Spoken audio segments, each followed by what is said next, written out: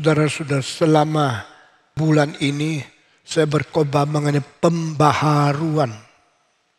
Banyak orang rasa ini khotbah apa sih? Apa artinya sih?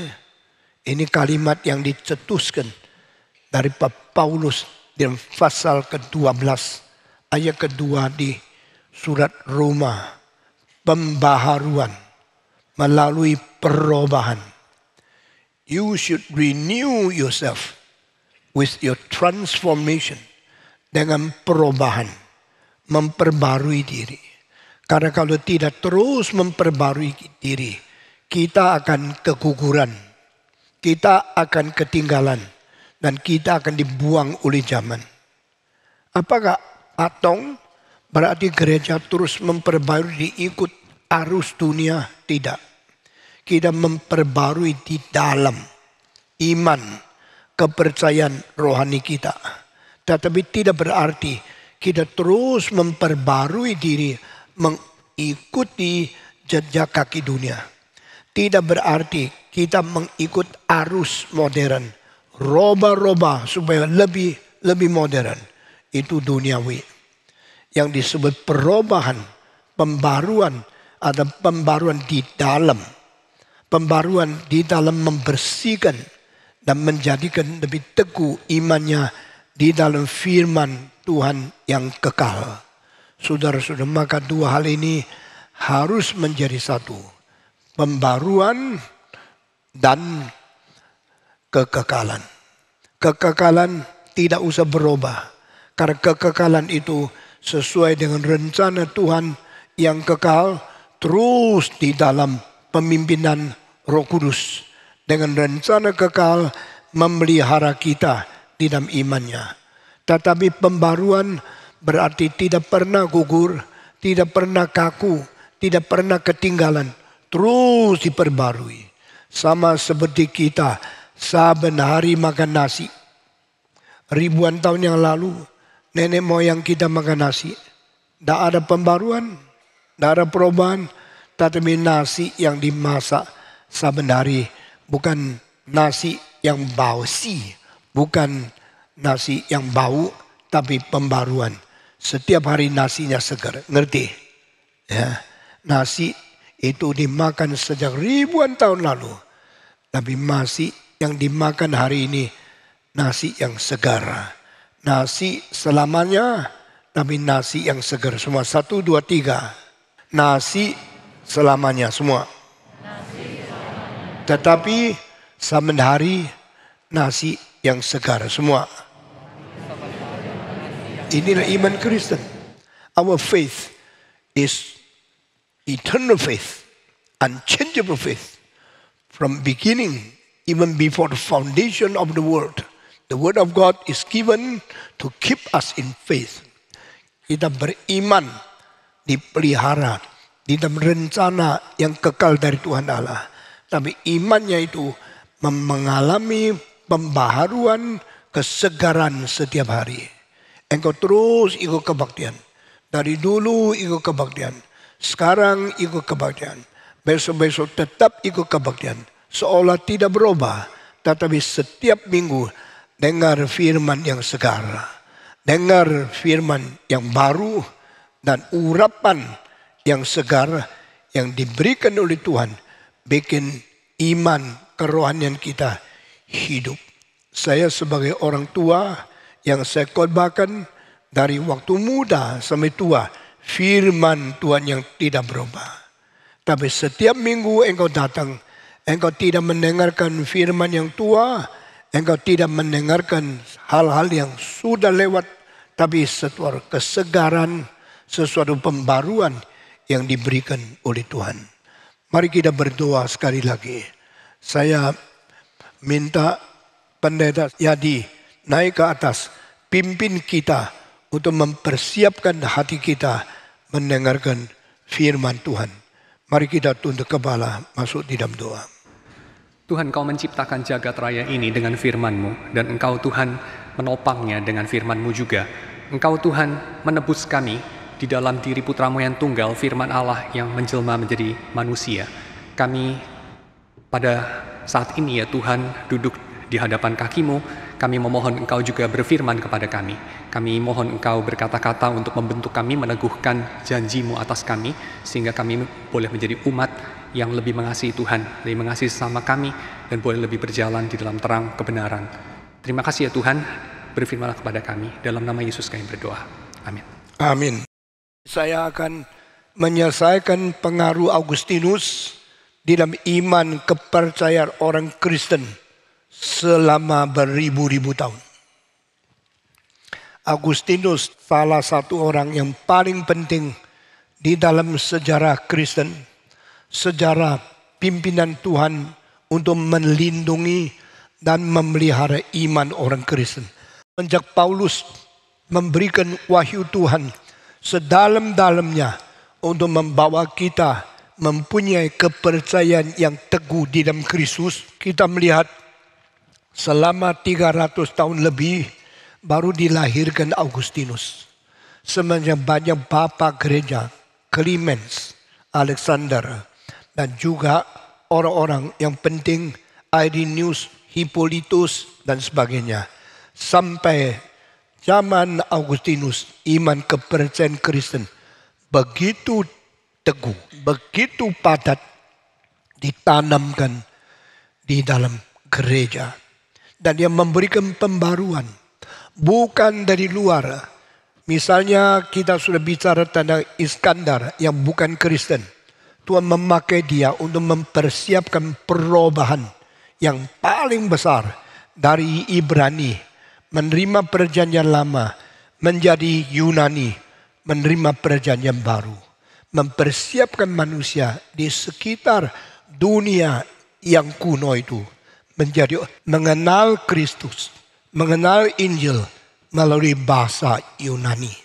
Sesudah itu kira-kira 600 kemudian melalui seorang kaisar yang sangat kejam dan tadinya begitu benci kabar Kristen, berubah memperbarui gereja melalui sistem perombakan politik. Saudara-saudara, apa yang disumbangsikan oleh Iskandar Agung adalah kebudayaan, bahasa, politik, dan masyarakat.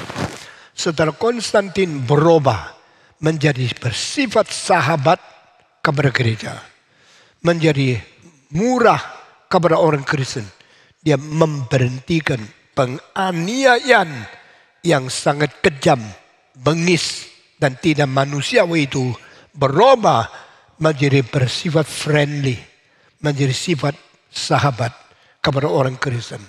Berhentilah pertumpahan darah, berhentilah pemenjaraan di dalam penjara, berhentilah pembunuhan orang Kristen, dan kerajaan Romawi menjadi kerajaan yang menyambut agama Kristen menjadi agama Romawi yang resmi. Sebelum itu di dalam 300 tahun lebih, saya percaya lebih daripada setengah sampai 1 juta orang Kristen dipenggal kepala, dipaku di atas kayu salib, dimasukkan penjara.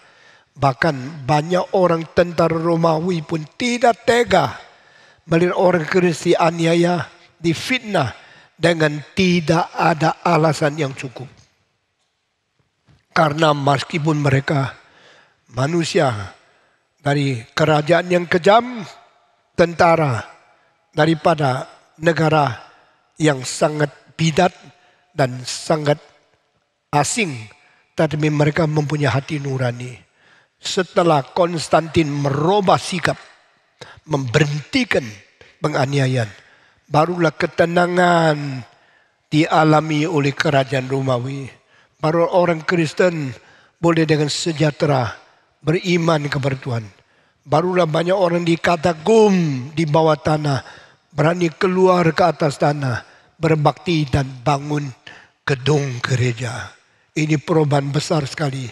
Dan selain memperbarui akan politik, boleh juga dikatakan mereka memperbarui masyarakat. Bagaimana membentuk masyarakat yang beragama Kristen, bagaimana menjadikan sesuatu kebebasan manusia beribadah kepada Tuhan dijalankan di seluruh kerajaan Romawi. Tetapi saudara-saudara, Pembaruan tidak berhenti di situ. Pembaruan dimulai dari iman Kristen sendiri. Dimulai dari Augustinus. Augustinus dilahir pada akhir abad keempat. Dan dia meninggal dunia pada permulaan abad kelima. Dan di dalam hidup Augustinus yang panjang itu, dia mengalami beberapa gelombang yang penting. Pertama, gelombang masa remaja dan masa muda yang sangat kecimpung ke dalam itu nafsu seks dan hidup tidak beres. Sebagaimana banyak pemuda waktu mudanya tidak takut Tuhan, waktu mudanya berani berbuat dosa dan segala macam kejahatan. Dia melampiaskan nafsu, dia tidak nikah menyetubui perempuan dan dia melahirkan anak di luar legalisasi. Saudara-saudara, Augustinus seorang pemuda yang pintar sekali. Logikanya kuat, otaknya tajam, tapi seksnya sangat tidak terkendali. Saudara-saudara, setelah dia bertobat umur 30, dia mulai sadar hanya percaya kepada Yesus Kristus mendapatkan sejahtera yang sejati. Maka dia menulis satu buku pertama yang penting, My Confession, pertobatanku, pengakuan dosaku. Ini mentegakkan sastra realisme yang pertama kali di dalam sejarah. Jadi orang di dalam sejarah mengikuti teladan dari Augustinus harus mengaku dosa, harus berubah hidup, harus menjadi orang yang kembali kepada Tuhan. Di dalam buku itu dia mengatakan kalimat, Tuhan yang agung, Oh great God, Thou hast created man in the restless soul. Manusia dicipta di dalam jiwa yang tidak pernah tenang, tidak pernah damai, kecuali manusia kembali kepadamu. Barulah dia mengalami perdamaian sejati di dalam ketenangan di dalam Yesus Kristus. My Confession mempengaruhi dunia, mempengaruhi psikologi, mempengaruhi sastra, dan mempengaruhi pengalaman banyak orang yang tadinya berdosa, sekarang bertobat, tenang, menerima pengakuan iman, menerima peristirahatan jiwa di dalam Yesus Kristus. Buku yang kedua yang penting ditulis oleh Augustinus adalah yang disebut Civitas Dei, kerajaan Allah. Di tengah-tengah dunia ini, dia mulai memikirkan ada pertentangan yang besar. Saya hidup di dalam dunia ini, di dalam kota, dunia sekular. Saya juga sekaligus hidup di dalam kota Tuhan Allah, di dalam iman. Jadi setiap minggu ke gereja, Senin sampai Sabtu di dunia. Kita mengalami dua dunia yang sama sekali berbeda lingkaran, berbeda situasi, berbeda sifat. Di dalam gereja kita mengharap kerajaan Tuhan datang. Datanglah kerajaanmu. Tapi setiap hari Senin sampai Sabtu kita melihat tidak ada kerajaan Tuhan, ada kerajaan dunia ini. Lalu di tengah-tengah kedua dunia ini, kerajaan dunia dan kerajaan Tuhan, bagaimanakah orang Kristen mesti hidup? Saudara-saudara, saya waktu kecil, saya dengar ada buku ini, saya sangat kagum. Dan saya kira yang dibicarakan tentang kota Tuhan, betapa indah, pertahanan yang bagaimana, kota itu penduduknya bagaimana. Waktu saya sudah besar, saya baca baru tahu.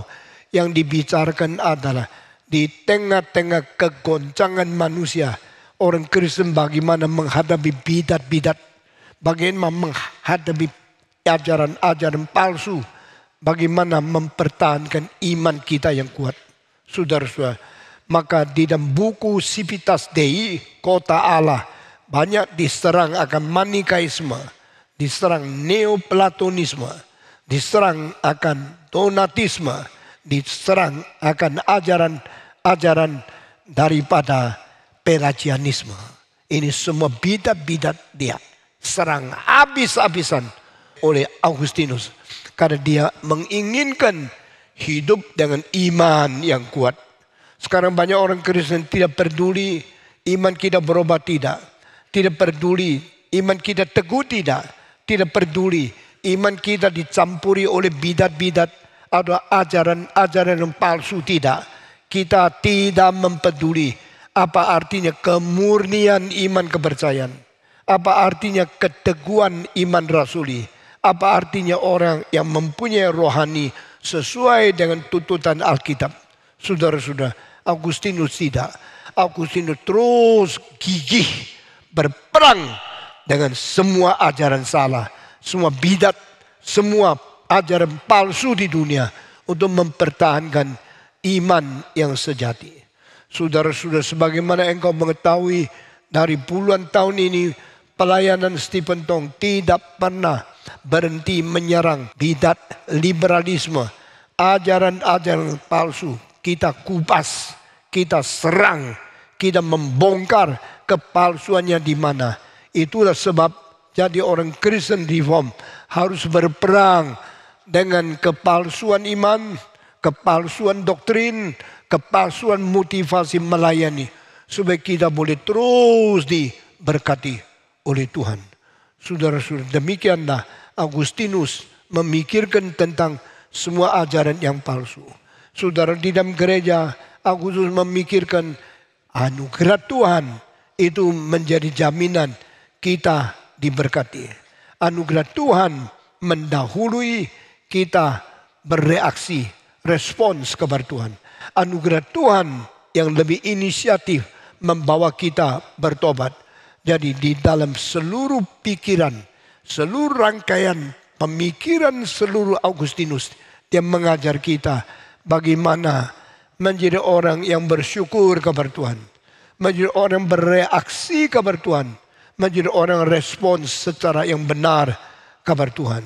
Bukan kita yang mencintai Tuhan. Tapi Tuhan yang lebih dahulu mencintai kita. Bukan kita yang milih Tuhan. Tapi Tuhan sebelum dunia diciptakan sudah memilih kita. Bukan kita yang berespons untuk mau percaya kepada Tuhan. Tapi Tuhan yang memberikan firman dan menggerakkan hati kita. Supaya kita bisa respons dan boleh beriman kepada Tuhan. Ini semua mengenai urutan. Saudara, urutan itu penting sekali. Di dalam teologinya Agustinus. Because he loved us first. So that we can love him. Kita mencintai Tuhan karena Tuhan lebih dahulu mencintai kita. Karena Tuhan inisiatif mencintai kita. Akibatnya dia menggerakkan kita. Mengirim Roh Kudus. Merubah kita. Memperbarui kita. Baru kita berespon kepada Tuhan. So human response is after the grace of God. The grace of God is prior to human response. Kalau Allah tidak memberikan anugerah dahulu, tak mungkin ada orang yang mengenal Tuhan. Jika Allah tidak memberikan firman lebih, tak mungkin orang beriman. Iman datang daripada pendengaran. Pendengaran datang dari firman. Firman daripada inspirasi Roh Kudus untuk menggerakkan manusia, memberitahu kebenaran Tuhan. Sehingga baru kita akhirnya berespon kepada Tuhan setelah anugerah diberikan. Jikalau tidak ada gerakan Roh Kudus, tak ada orang menyebut Yesus Tuhan. Jikalau Tuhan tidak kirimkan Kristus, tak ada orang percaya Yesus sebagai juru selamat. Ini semua membalikkan urutan dan membalikkan pikiran kita yang salah. Kita seperti kita yang bereaksi kepada Tuhan. Kita yang mengakibatkan iman kepada Tuhan. Itu semua adalah akibat Tuhan mencintai kita lebih dahulu. Kita diberikan anugerah, diberikan pilihan, diberikan gerakan Roh Kudus, diberikan firman, baru kita bisa reaksi. Pengertian seperti ini sejak Agustinus menjadi jelas sekali. Dan ini berkembang terus semenjak 1100 tahun yang lalu. Agustinus mempengaruhi baik Martin Luther maupun mempengaruhi Calvin, mengatakan Tuhan lebih dahulu mencintai kita, baru kita bisa reaksi. Tuhan sebelum dunia diciptakan sudah memilih kita. Akhirnya melalui pimpinan Roh Kudus di dalam sejarah baru kita kembali kepada Tuhan. Saudara-saudara, akhirnya kita mengerti sola gratia. Segala sesuatu anugerah Tuhan. Segala sesuatu adalah berkat Tuhan. Dan anugerah diberikan dengan 3 hal. Pertama, kepada orang yang tidak berjasa apa-apa. Kepada orang yang tidak bekerja apa-apa.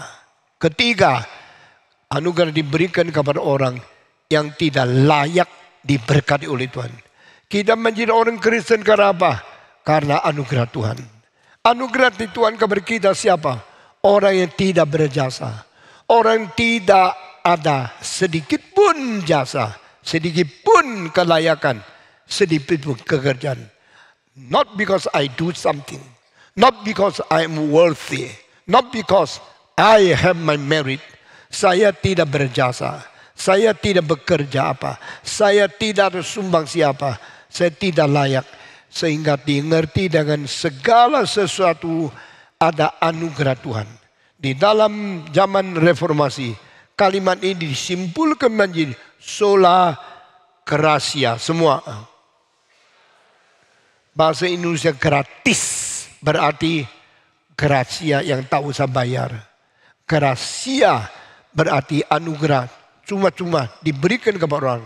Demikian anugerah Tuhan memberikan cuma-cuma anugerah kepada setiap orang. Maka kita dapat berkat.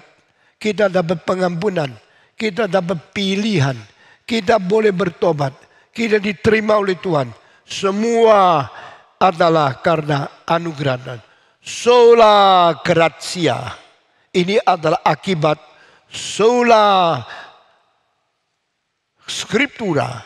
Sola fide. Di kitab suci berkata dengan iman.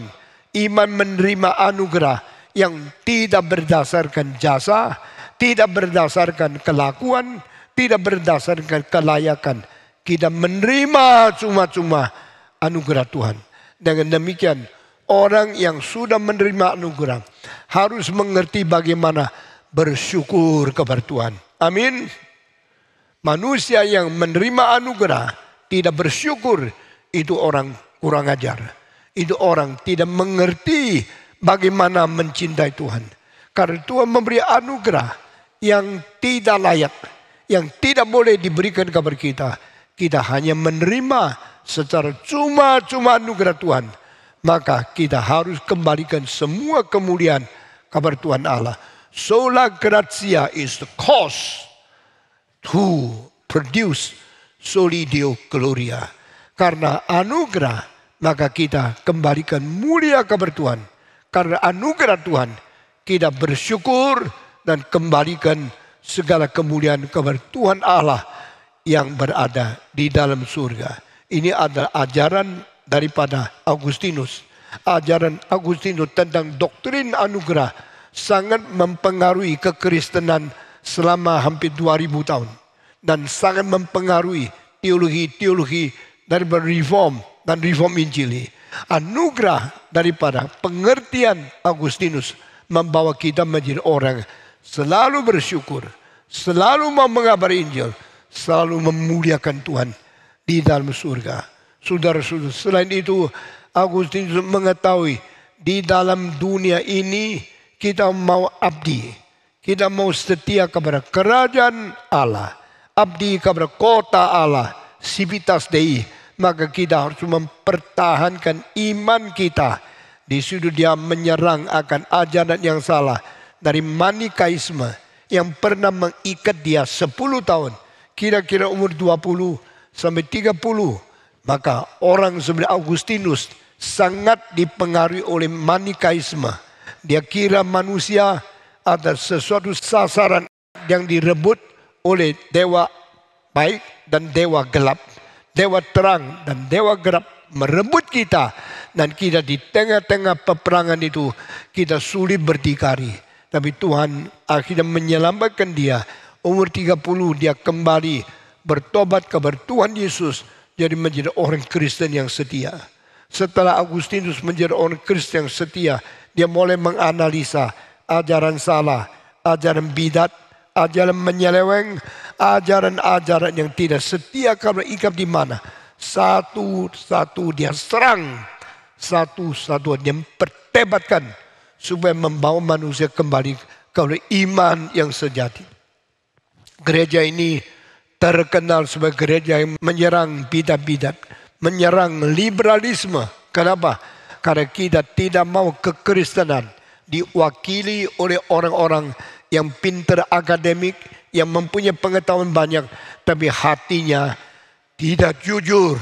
Kita mau orang Kristen di dalam gereja ini menjadi orang yang cinta Tuhan, orang yang setia kepada firman, orang yang memelihara kemurnian kepercayaan kepada Tuhan. Saudara-saudara, kenapa kita menyerang ajaran yang salah? Karena mereka menyelewengkan kitab suci. Mereka menselingkuhkan iman mereka. Dan mereka menjual diri menjadi sesuatu tawanan, menjadi sesuatu rebutan, menjadi sesuatu mangsa daripada musuh Tuhan. Augustinus tidak bisa, tidak boleh kekristenan dirobek-robek. Tidak boleh kekristenan diambang-ambingkan. Tidak boleh kekristenan ditiru, dipalsu, atau direbut oleh ajaran-ajaran salah. Dia banyak mencela, banyak berperang dengan Manikaisme, dengan Neoplatonisme, dengan Donatisme, dan dia juga berperang dengan Pelagianisme. Pelagianisme dimulai dari seorang pastor yang dari Inggris, namanya Pelagius. Pelagius mengajar manusia sendirilah yang boleh menentukan nasib manusia. Bukan kuasa Allah, tapi ketetapan reaksi manusia. Itu yang menentukan manusia bisa diselamatkan atau tidak bisa diselamatkan. Demikian Allah mengasihi dunia, sehingga dikaruniakan anak yang tunggal itu kepada barang siapa yang percaya kepada dia. Mereka tidak binasa. Mereka mendapatkan hidup yang kekal. Bukankah buktinya yang menentukan saya binasa atau menentukan saya bisa diselamatkan? Itu karena saya percaya tidak. Jadi Anda percaya, Anda diselamatkan. Anda kalau tidak percaya, Anda tidak diselamatkan. Yang menentukan Anda diselamatkan atau menentukan Anda tidak diselamatkan karena Anda percaya atau tidak. Itu sebab tidak perlu pikirkan doktrin pilihan, doktrin daripada anugerah Tuhan mendahului. Ingatlah, yang penting you percaya tidak. Nah, ini ajaran Pelagianisme. Kelihatan seperti betul. Kalau saya tidak percaya Tuhan tidak bisa apa-apa.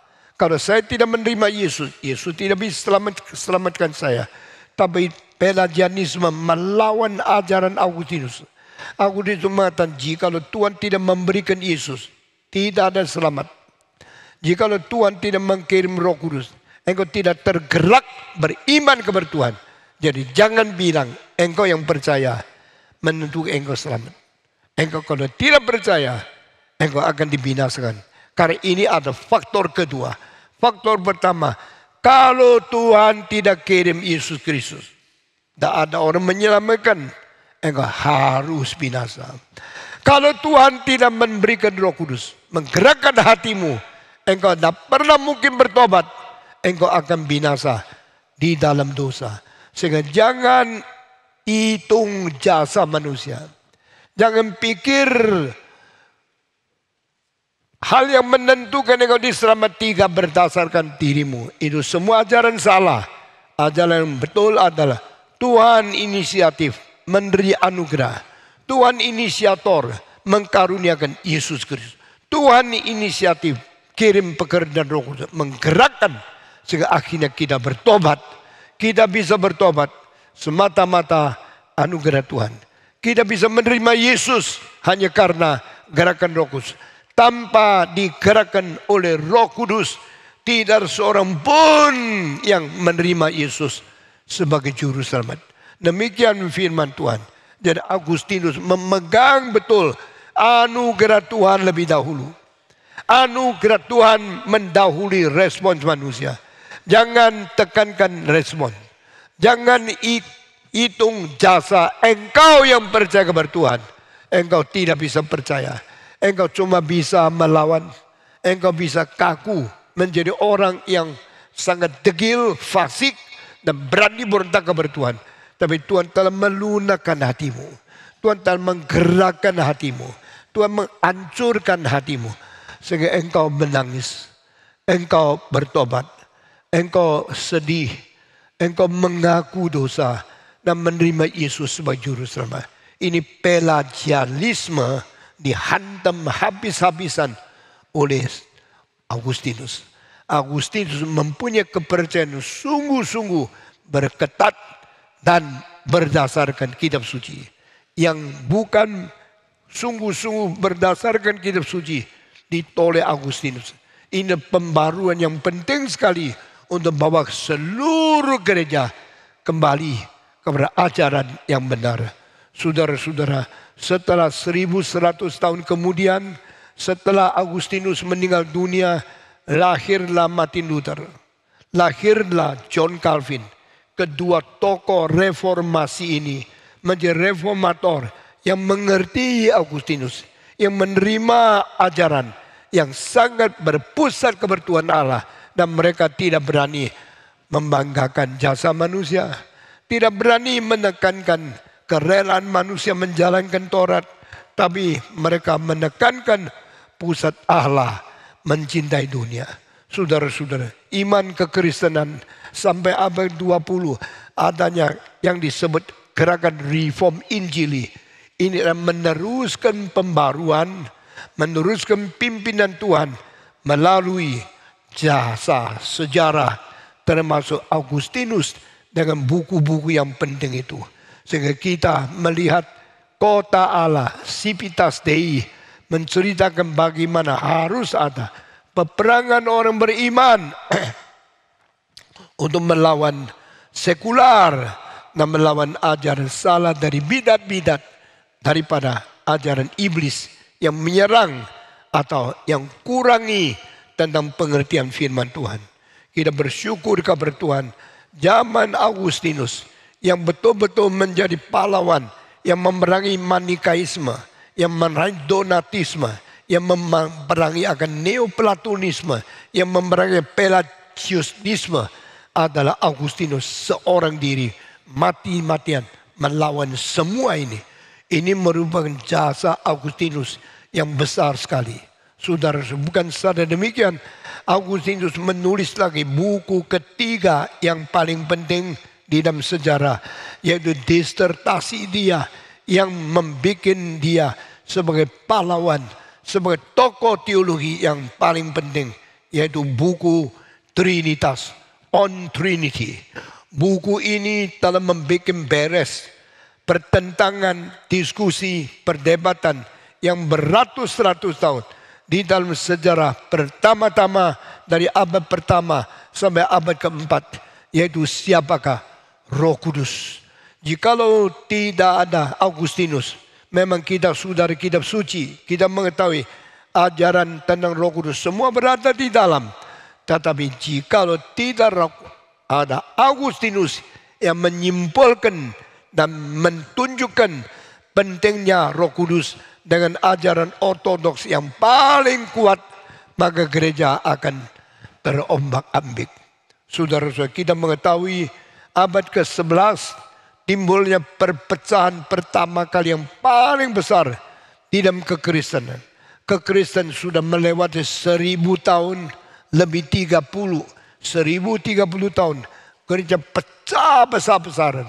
Waktu itu gereja yang pusatnya di Roma akhirnya menjadi di Konstantin, sudah mulai dikacaukan oleh Greek Orthodox. Jadi Greek Orthodox pecah dengan kekristenan Vatikan. Dari Romawi pecah menjadi dua. Menjadi Roman Catholic dan menjadi Eastern Orthodox. Eastern Orthodox yaitu gereja Orthodox. Abad ke-11 gereja Orthodox lepas dari gereja Katolik. Dunia menjadi dua pusat. Satu pusat di Vatikan yaitu kota Roma, di mana Petrus pernah dibunuh, disalib terbalik, di kota Roma, di luar daripada kota Roma itu. Dia mati di situ. Akhirnya tempat yang disebut Bukit Vatikan itu menjadi pusatnya Katolik. Dan sekarang kita lihat Katolik tetap berada di Vatikan. Mereka memelihara iman yang sangat penting. Dan terus sampai pada abad ke-16. Di dalam zamannya Calvin, di dalam zamannya Martin Luther, mereka mundur. Mereka sekular. Mereka hidup banyak menyeleweng dan kembali melanggar kitab suci. Baru ada reformasi, baru ada Calvin dan Martin Luther yang mengadakan pengembalian kepada firman yang benar. Dan selama ini 1100 tahun ajaran Kristen itu dipelihara turun terus menerus. Salah satu buku yang paling penting adalah namanya On Trinity, doktrin tentang Tritunggal. Di dalam buku tentang doktrin Tritunggal, maka Augustinus mempertahankan iman kepercayaan yang penting sekali. Sekarang saya menjelaskan tentang apa itu doktrin Roh Kudus. Orang Kristen percaya Allah itu Allah Esa yang terbentuk dari 3 pribadi. Pertama, Allah Bapa. Kedua, Allah Anak. Ketiga, Allah Roh Kudus. Holy Father, Holy Son, and the Holy Spirit. Allah Bapa, Allah. Allah Anak, Allah. Allah Roh Kudus, Allah. Allah Bapa tidak kelihatan. Allah Roh Kudus tidak kelihatan. Allah Anak kelihatan. Karena dia pernah turun dari surga. Jelma menjadi manusia. Sifat ilahi diberikan sesuatu sifat manusia yang menjadi 2 sifat satu pribadi. Yesus Kristus, anak Allah, adalah Allah sejati, adalah anak manusia. Nah, ini pertama-tama menjadi kekacauan. Maka kira-kira hampir 200-300 tahun gereja kecimpung di dalam kesulitan. Siapakah Yesus? Dia orang baikkah atau dia Allah? Kalau dia Allah, kenapa mempunyai tubuh manusia? Kalau dia manusia, maka disebut ilahi. Jadi di dalam 200-300 tahun itu, Kristologi menjadi pusat perdebatan antara banyak aliran yang berbeda. Saudara, jangan pikir sekarang kita menemukan ada Injil Yudas, ada Injil yang lain, Injil Maria. Itu semua bukan Injil asli. Injil asli yang paling penting cuma 4. Matius, Markus, ikut. Lukas, dan apa? Yohanes. Setelah 4 itu muncul lagi Injil-Injil yang banyak. Setelah Paulus mati, setelah Petrus mati, banyak orang di dalam kekacauan. Lalu menemukan Injil-Injil 75 biji lagi. Sehingga sebelum abad pertama selesai, Injil selain 4, Matius, Markus, Lukas, Yohanes, masih ada Injil-Injil Gnostik yang banyak sekali. Sampai 75 Injil dicetak, diedar. Jadi orang semua baca, makin kacau. Makin baca, makin simpang siur. Jadi keempat Injil itu tidak dipelihara dengan baik-baik, Kristen akan kehilangan. Kehilangan iman, kehilangan standar, kehilangan arah, kehilangan fondasi, kehilangan prinsip. Itu sebab Tuhan mempertahankan seorang murid yang paling muda, tak boleh mati.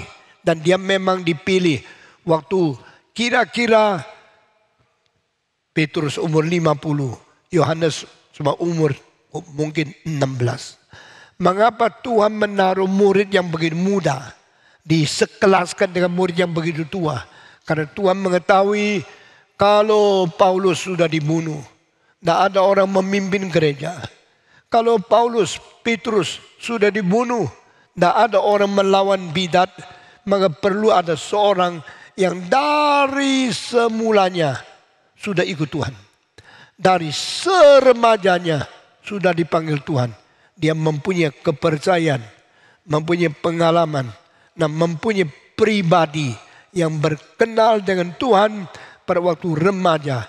Dia teguh imannya dan akhirnya dia boleh jalan terus mengikuti sejarah sampai abad pertama akhir. Hampir umur 100 tahun dia baru mati. Saudara-saudara, kita bersyukur kepada Tuhan.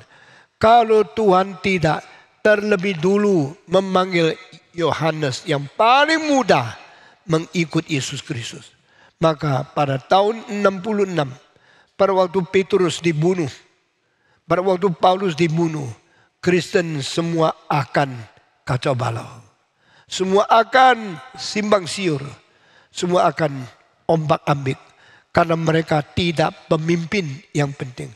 Tapi puji Tuhan, Yesus melihat, mengetahui lebih dahulu dari siapapun.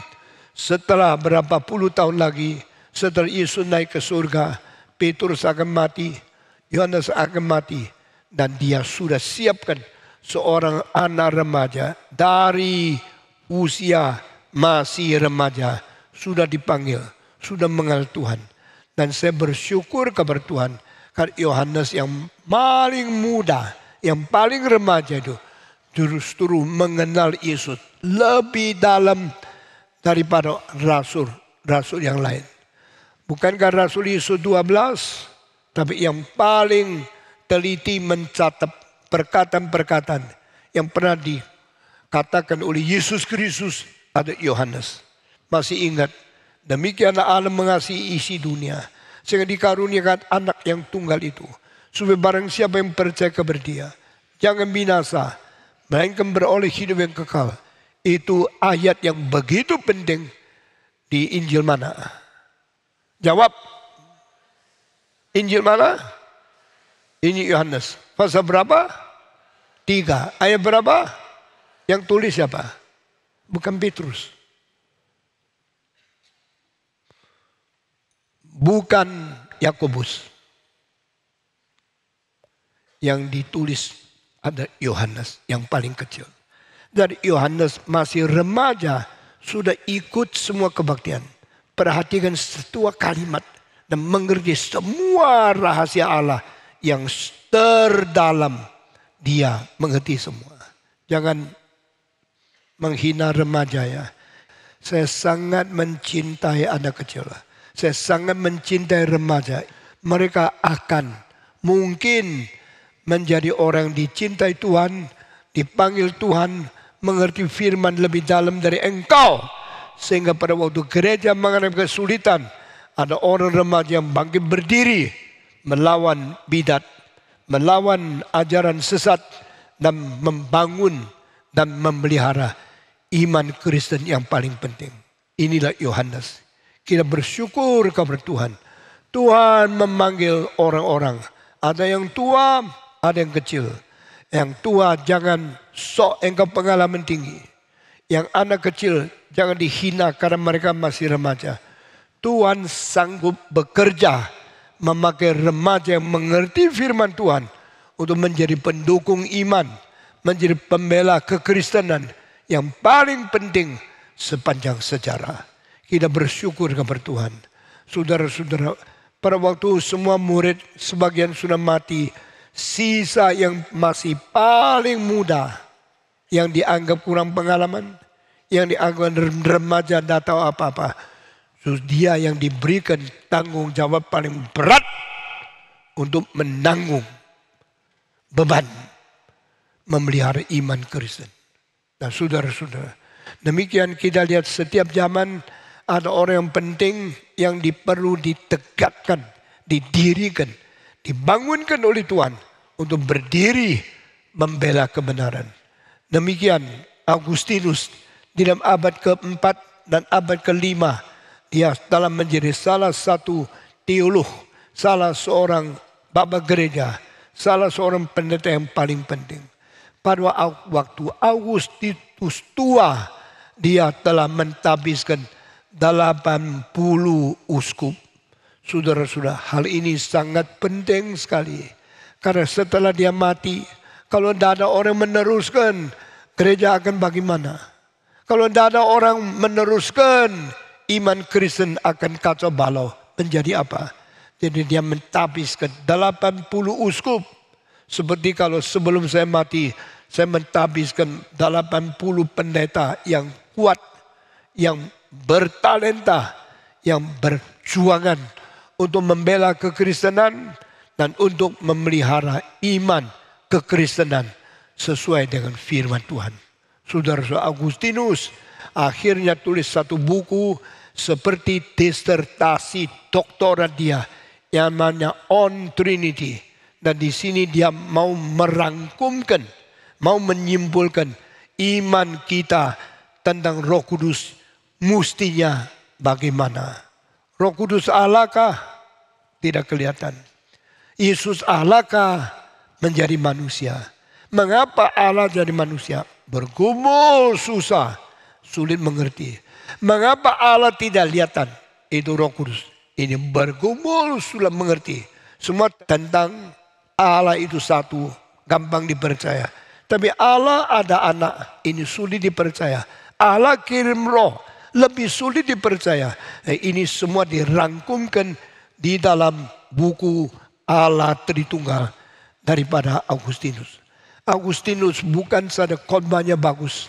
Agustinus otaknya luar biasa. Agustinus bukan saja fasih, lidahnya bagus. Agustinus tajamnya tulisan, merangsang pikiran untuk merangkumkan, untuk memikirkan logika yang paling kuat. Maka waktu dia menulis buku Allah Tritunggal, dia akan mentaklukkan zaman ke zaman, mempunyai iman kepercayaan sesungguh-sungguhnya. Saudara-saudara yang tidak mengerti teologi yang benar, sudah dia 2000 tahun masih dirikan gereja yang tak karu-karuan. Karena apa? Tidak mau belajar. Angka yang tidak mau belajar, tergengsi sendiri. Anggap saya dipimpin Roh Kudus, saya diwahyukan Roh Kudus. Lalu engkau menjadi pendeta, engkau mendiri gereja, engkau merusak orang Kristen. Engkau menghancurkan iman kekristenan. Engkau cilakalah. Karena engkau tidak meneguhkan iman. Engkau mengkacaukan iman. Engkau merusak iman. Dan ini orang tidak mungkin memberkati orang. Dan juga tidak mungkin diberkati oleh Tuhan. Agustinus tidak demikian. Agustinus belajar firman dengan tuntas. Agustinus mempelajari firman dengan sungguh-sungguh mendalam. Akhirnya menulis. Setelah dia menulis khotbah, firman-firman, doktrin-doktrin yang ditulis menjadi berkat untuk setiap zaman. Saudara saya tadi menyinggung pada akad 11 terjadi perpecahan yang besar Roman Catholic and Eastern Orthodox. Nah di sini saya mau kasih tahu apakah bedanya gereja Katolik, gereja Ortodoks dan gereja Protestan Reform Injili. Saudara-saudara, mari kita mentelusuri pengaruh apa dari Agustinus kepada sejarah sampai hari ini. Sejarah sampai hari ini ada gereja yang percaya Roh Kudus, ada yang tidak percaya Roh Kudus. Ada gereja yang memberikan penjelasan tentang Roh Kudus dengan beres. Ada gereja yang ngawur. Mereka kira mereka paling mengerti Roh Kudus. Mereka yang kacau dan mereka yang mengacaukan. Mereka yang seumur hidup tidak pernah mengerti. Dan mereka kira mereka yang paling mempunyai Roh Kudus. Ini sayang sekali. Banyak gereja pakai nama Roh Kudus menghasilkan banyak orang datang ke gerejanya. Tapi mereka bukan saja tidak mengerti. Mereka bertindak, beriman, menyeleweng dan melawan kitab suci. Saudara-saudara, Agustinus menjadi seorang bapak gereja yang bertanggung jawab. Menjadi seorang bapak gereja yang sangat bercerdas dan bertajam pikirannya. Dia menulis buku On Trinity. Di dalam buku itu dia mau membahas Roh Kudus dari mana. Kalau disebut Allah Bapa adalah Allah yang kekal, tak pernah diciptakan karena dia sendiri pencipta. Allah Bapa adalah Allah yang Esa, karena selain Dia tidak ada Allah yang lain. The living God is the only one God. The living God is uncreated God. The living God is unborn God. The living God is self-sufficient God. Allah yang sejati, tidak dilahirkan, tidak diciptakan, karena Dia sendiri yang mencipta. Maka Allah Bapa tidak dilahirkan. Allah Bapa tidak diciptakan. Allah Bapa sendiri cipta. Dan karena Dia sendiri yang mencipta, maka Dia Esa. Tak ada yang lain yang mengikuti Dia mencipta. Penciptaan dilakukan oleh Allah Bapa sendiri. Dan Dia tidak membagikan kepada manusia. Dia tidak membagikan kepada malaikat. Karena manusia semua dicipta oleh Dia. Karena malaikat semua dicipta oleh Dia. Sehingga mencipta adalah urusan Allah sendiri. Allah tidak membagikan jasa cipta kepada siapapun yang sebenarnya manusia. Allah tidak pernah membagikan jasa mencipta kepada malaikat. Karena semua malaikat pun dicipta oleh Dia. Saudara-saudara, tapi Allah yang mencipta adalah Allah Tritunggal. Maka kitab suci berkata, Dia mempunyai anak tunggal yang dilahirkan. Dan Dia mempunyai Roh Kudus yang keluar daripada Dia. Sehingga Allah Bapa, Allah Anak, Allah Roh Kudus, ketiga pribadi ini adalah satu Allah yang Esa.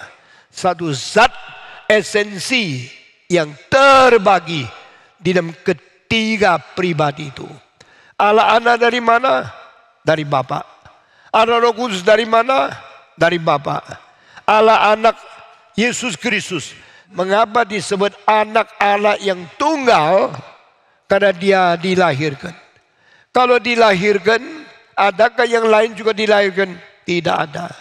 Alkitab mengatakan kita dilahirkan daripada Allah.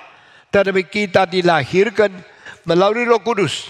Kita dilahirkan lain dengan Yesus di Kristus. Karena Yesus dilahirkan sebagai satu-satunya yang dilahirkan. Sehingga Jesus is the only begotten Son. Satu-satu dilahirkan. Engkau tanya, bagaimana dengan Roh Kudus? Roh Kudus juga dilahirkan? No. Roh Kudus bukan dilahirkan. Roh Kudus tidak boleh dilahirkan. Apa sebab?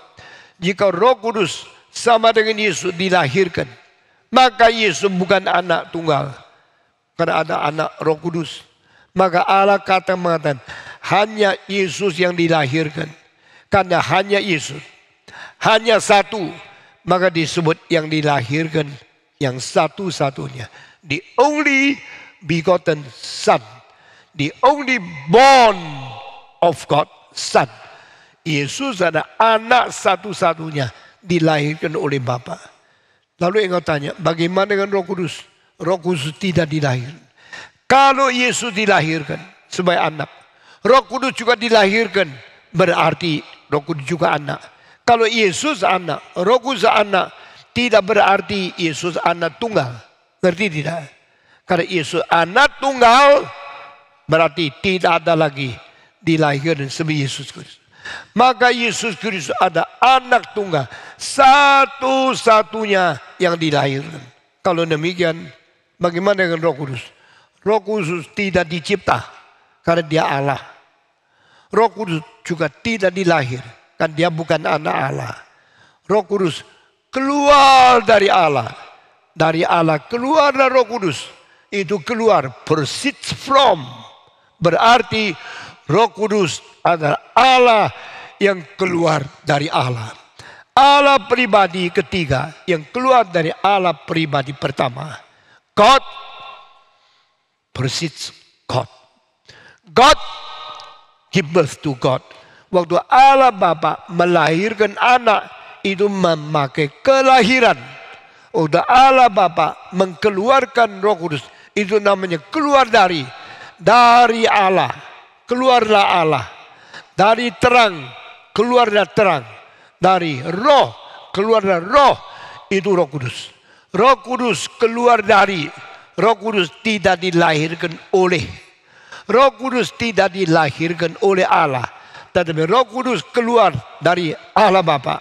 Itu sebab Allah Bapa melahirkan anak, Allah Bapa mengeluarkan Roh Kudus. Dengan demikian Allah Bapa, Allah Anak, dan Allah Roh Kudus, tiga-tiganya mempunyai keistimewaan, mempunyai kelebihan, dan mempunyai keunikan yang berbeda. Allah Bapa tidak dicipta semua. Allah Anak juga tidak dicipta semua. Allah Roh Kudus juga tidak dicipta semua. Dengar ya, Allah Bapa tidak dicipta, Allah Anak tidak dicipta, Allah Roh Kudus dicipta. Lalu Allah Anak dari mana? Dilahirkan oleh Bapa. Allah Roh Kudus bukan dilahirkan oleh Bapa. Allah Roh Kudus keluar dari Allah Bapa. Jadi Allah Bapa melahirkan Yesus. Allah Bapa mengeluarkan Roh Kudus. Roh Kudus tidak dicipta sebab dia Allah. Roh Kudus tidak dilahir karena dia bukan anak Allah. Roh Kudus keluar karena dia bersifat Allah yang keluar dari Allah. Maka dengar kalimat bawah ini. Allah tidak diciptakan. Allah tidak dilahirkan. Ada tidak perlu keluar dari siapa? Semua. 1, 2, 3. Allah. Ikut. Allah tidak diciptakan semua. Allah tidak dilahirkan. Allah tidak perlu keluar dari.